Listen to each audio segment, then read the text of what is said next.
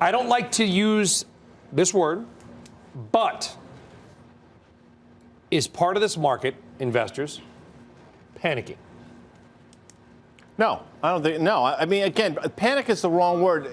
We are within 7 or 8% of an all-time high. If people sold stocks, given the run we've had over 10 years, is that panic? The speed with which things are moving is clearly scary. I don't suggest that it's panic. I don't think you've seen panic yet. And quite frankly, our job isn't to stoke the flames of those panics. It's also not our job to assuage the concerns. We're trying to tell you what we think is going on. And with the VIX at 39.5, given this backdrop, given the fact that people are not traveling, they're not going to games, schools are closing, that is a fact now. We talked about it last night. That's going to have a huge effect on the economy and a subsequent effect on the market. I've said for a while, I'll say again, I think Steve agrees, 2850 or thereabouts in the S&P is a big level. That's about 7% from where we are, and that to me still makes a lot of sense. We will get to the numbers, the technicals, because there's really stuff going on in a second, but I want to go back to that idea, Karen, and I wasn't suggesting in any way to stoke it. I didn't use it to stoke it. In fact, just the opposite. What I'm thinking, Karen, is you don't want to buy generally until things flush out. Do you feel like we are or are getting close to being flushed out? I don't know, but since I am a long-term investor, I do feel like, all right, I have to be dipping my toe in the water here. I have to be starting to buy stuff. It's down a lot. This is the part where you're so scared to own anything and your gut is to just sell everything. So what I did do today was sell some puts, right? That's my protection. That's my insurance. And yet I feel like, wow, with the VIX up here, it was 41, too, late in the day. That does feel panicky to me. I mean, just think about this. We are almost exactly where we were 2 days ago at this time.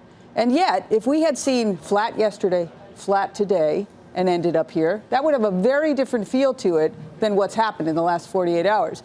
That's a difficult market to trade in, but I feel like the risks are just as much to the downside as they are to the upside. Still. Some kind of coordinated surprise. Yeah, I feel actually, as we go lower and lower, I think the risk of an upside shock is actually... I think the problem, though, is to your point, is it panicky? Do you feel panicky? I think people are getting panicked over this virus. I think that it's I'm not a scientist, but it does feel overdone on the panicky side of the worries about the virus. As far as the marketplace, we were down 15% to that 28.55 level, smacked it on a dime. That was the low from October.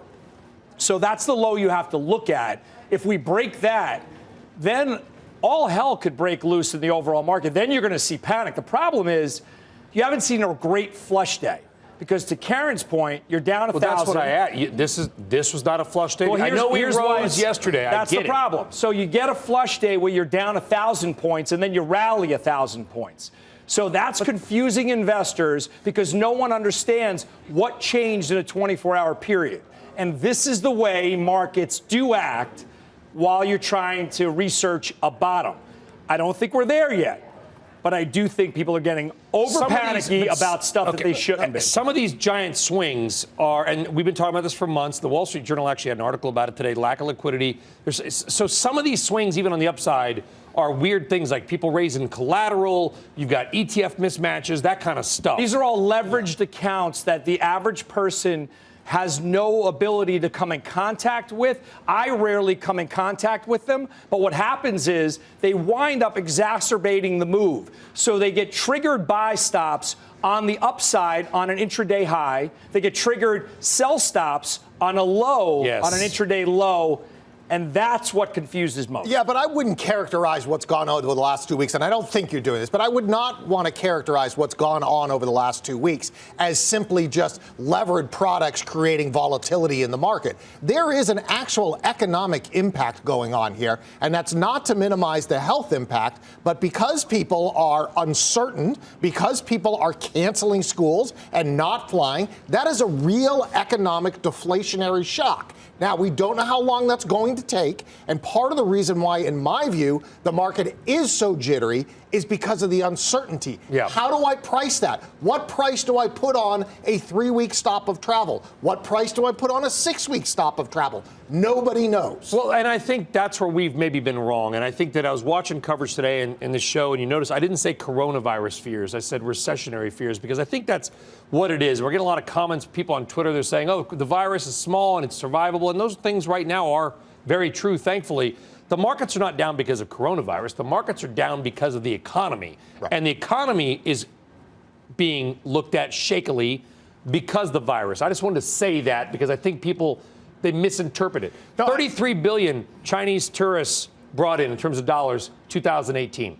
Chinese tourism's down by what, 95%? Just do the numbers. That's what we're talking about. Right, and we're not, none of us are trying to discount the health portion. Our job is to talk about the financial impact and the subsequent impact on markets. And to BK's point, I'm not making it up when I say I was supposed to be at a conference in Chicago at the end of the month of March. That conference has been canceled. That means I won't get on that plane. That's not just me. That's a lot of people. Now, sporting events, museums, cinemas, you can start doing the math in your head. Fewer and fewer people are going to start to go out. Whether that's justified or not, I can't say, but it is absolutely real. So the market should. Now, by the way, and we've talked about this, in my opinion, the market was on extraordinarily shaky ground before we ever heard of the coronavirus. And I think, to your point, this was just a trigger to get us to where we are now. But if you really think about it, though, when you start to look, nobody can quantify how many quarters it's going to take to get back to it. But the pushback I have is that every time you see a coronavirus headline, the market does shake out. So it's sort of a chicken or the egg type thing for me. And when you start to look at what the economic impact is going to be on the travel industry, on the airlines, on the hotels, there's going to be a lot. We don't know what type of relief there's going to be. This is where there may be some opportunity. Let's go there. Okay, let's talk about American Airlines. And I'm not picking on American, but they're the hardest hit of all the airlines. American Airlines stock is down, I think, 40%. Crazy. In 1 month. In 1 month. So, but we'll get people that'll tweet, I was on an American flight yesterday and it was packed. True, because the market is saying in a month it won't be, or that flight won't exist because they're going to cut capacity. Well, so one of two things is going to be spectacularly wrong. Do you believe the economy in a month, Karen, will be down 20, 30%? Because that's what the market is predicting.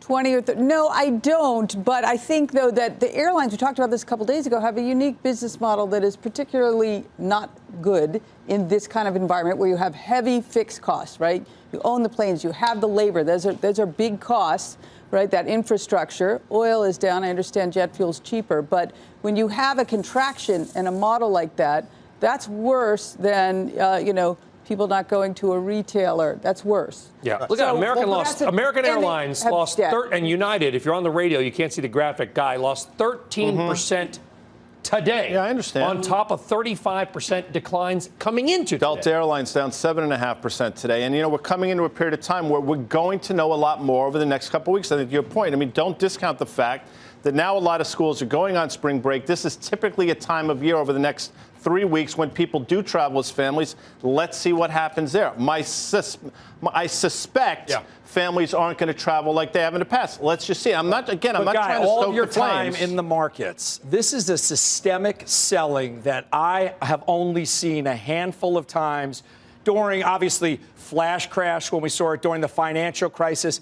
But this is a systemic selling that I've never witnessed, and a systemic buying that I've never witnessed in my almost 30 years on Wall Street. This is why we've been talking about this idea. And one more thing, I know you want to get into. One more thing, the irony of this whole thing is that everyone keeps thinking about the next leg down is going to be when we start seeing thousands of more cases that we didn't know about. The irony is when we see the thousands of more, that death rate is going to shrink. And I think that's where you're going to see the bottom in the market when we see so many more cases. Because the market is the market, BK, is already looking out to that potential. I think what the market, to me, this is classic deflationary spiral behavior. So, give you an example. We're talking about the airlines. I'm supposed to fly in the middle of April. I haven't bought my ticket yet. Every day I check it, the price keeps going down. The price keeps going down. If everybody keeps doing that, that's the deflationary spiral, and that's what the market is trying to price in. So how does this end? The upside, to Karen's point, the risk here is you have a president whose scorecard is the stock market. So eventually, there is going to be something coming from the White House. It has to be a health solution, not a financial solution, but we'll get that eventually. But again, nobody knows when, and until then, you continue this deflationary spiral. Well, one thing we have learned about the American consumer is that she and he are exceptionally resilient, and that when things pass, and they will, I agree, they go back. Cruise lines, they're down 50%. I understand there's sort of the not thing that you want to be thinking about right now, okay? But I remember there have been other situations, and you look at it, and in 3 years, are people going to remember this? They're going to still book cruises, are they not? And then RCL and CCL might look doggone cheap. That's not a crazy thought at all. Thanks. Right. Very good. Appreciate Yeah. Made No, my what day. happens in the interim? I mean, yeah, I love to look at value. I'm not looking at the cruise lines yet. Maybe I should. Not yet? Not yet. What's Brian, it going to take? RCL is down 50% year to date. So I hear you and I hear Karen. And Karen, what Karen mentioned about the airlines, before we even got into coronavirus headlines, the cruise line had a bunch of headwinds thrown at it as well. So that one could take longer than the other trade. But I do agree with you and Karen. At some point, it is a buy. It's down 50%. But not yet. 'Cause I'm trying to find some It's getting not extremely optimism, but I'm close, down trying to 50% off. At some point, you're going to buy unless they go out of business, you're going to buy the equity. That's Correct. it, right? At some Correct. point. All right. Maybe that's not here. Karen says no. I don't know. Thank you for the compliment. That's not crazy. That's a compliment from Karen.